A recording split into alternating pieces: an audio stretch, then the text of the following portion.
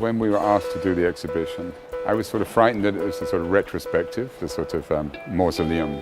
And I thought it would be interesting if we do an exhibition that it should energize the office. It should be connected into the studio now.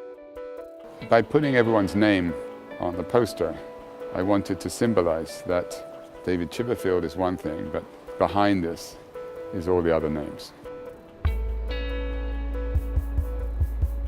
Everybody is naturally intimidated by the scale of the room, but I would say our experience, it's a friendly room, surprisingly quite human in a way. Because of that, I feel it was important that each project had a little space. We are people interested in the physical things, in space and material and structure and light, but we're interested in architecture, influence on society and how we can make buildings for people. We've become more individualistic, we've become less collective, let's say, and architecture is now more sponsored by the private sector than by the public sector. So it tends to be reflecting, let's say, selfish motivations more than civic motivations. Museums are the one territory where you can quite happily deal with the physical and the societal, because museums are societal machines.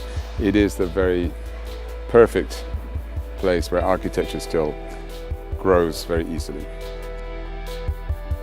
Italy still is the sort of home of architecture, headquarters somehow of architecture. The Venice Biennale has absolutely secured that as well.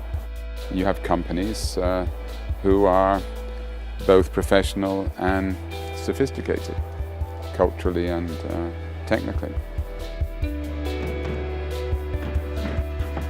We were lucky to work with a number of good friends and great Italian craftsmen to do the walls, Unifor and Mario Nani doing the lighting, and this is where Italy becomes at its best.